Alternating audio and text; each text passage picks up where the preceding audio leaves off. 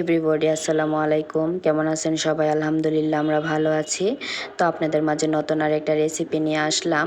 মোরগ দিয়ে আলু দিয়ে আজকে ঝোল খাবো, সেজন্য প্রথমে আমি মোরগগুলো ভেজে নিচ্ছি, মাংসগুলো ভেজে নিচ্ছি। ভেজে নিয়ে তারপরে আলুগুলো ভেজে নিব।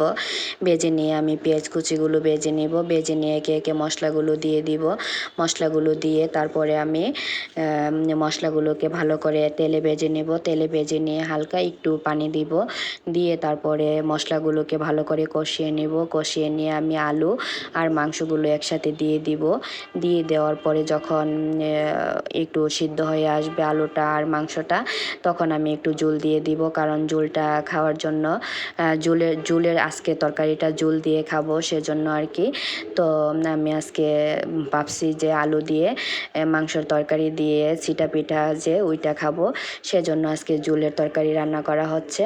আর আমার ইদানিং শরীরটা তেমন ভালো না, শরীরটা খারাপ, গলাটাও তেমন ভালো না। আপনাদের মাঝে মনে হয় গলাটা একটু বেশি লাউড হয়ে যাচ্ছে, কারণ গলাটাতে একটু সমস্যা, ঠান্ডা লেগেছে, সেজন্য এতদিন কথাই বলতে পারছি না। তো আজকে একটু কথা বলতে পারতেছি, সেজন্য ভাবলাম যে আপনাদের সামনে একটু কথা বলি, ভিডিওগুলো রেডি করি আপনাদের কাছে পৌঁছানোর জন্য। তো আপনারা, আমার গলাটা আপনাদের কাছে কেমন লাগতেছে আমি জানি না। তো আমার কাছে খুব ভারী ভারী লাগতেছে, কারণ গলা যদি ভালো না থাকে তাইলে কিন্তু কথাগুলো ভালো আসে না। তো আমার কথাগুলো যদি ভালো না আসে তাইলে আপনারা মাইন্ড করবেন না, কারণ আমার একটু ঠান্ডা লেগেছিল, সেজন্য আর কি। তো তরকারিতে দেখেন আমি আলু আর মাংসগুলো দিয়ে দিয়েছি। দিয়ে এখন নাড়াচাড়া করে নেব। নাড়াচাড়া করে আমি একটু সিদ্ধ হয়ে কষিয়ে নেব।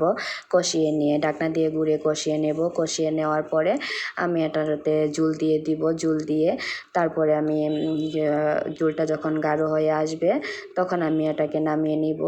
কারণ আমি মুরগির মাংস আমরা প্রায় কমই খাই, কারণ দেখছেনই তো আমরা গরুর মাংসটা একটু বেশি পছন্দ করি।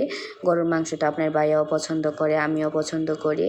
তো আমার শাশুড়ি মাও পছন্দ করে। শাশুড়ি মা তো এখন বয়স হয়ে গেছে, এখন তো আর গরুর মাংস, মুরগির মাংস বলেন, যেই মাংসই বলেন না কেন, উনি তেমন খায় না। উনি এখন তেমন শুটকিটাই বেশি পছন্দ করে। আর হাঁসের মাংসটা আম্মা একটু পছন্দ করে। হাঁসটা যদি আপনার পা হাত এগুলো হয় তাহলে একটু খায় আর কি। আমরা জোর করে দিলে তাইলে খাই, নাইলে আম্মু খায় না, কারণ আম্মা এগুলো পছন্দ করে না। আর বিশেষ করে আম্মা বেশিরভাগই মনে করেন ডালের বড়া, তারপরে শুটকির ভাজি, শুটকির ভর্তা, বেগুন ভাজি, এগুলো আম্মা একটু পছন্দ করে বেশি। কারণ এখন তো বয়স হয়ে গেছে, বুঝছেন না, এখন তো বয়স হয়ে গেছে, সেজন্য আর এগুলো ভালো লাগে না আম্মার কাছে, সেজন্য আম্মা খায় না। তো গাইস, আমার ভিডিওর ফাইনাল লুক চলে আসতেছে। যদি আমার ভিডিওটা ভালো লাগে অবশ্যই লাইক, কমেন্ট এবং শেয়ার করবেন। এই দেখেন আমার ভিডিওর ফাইনাল লুক, আলু দিয়ে ঝোল।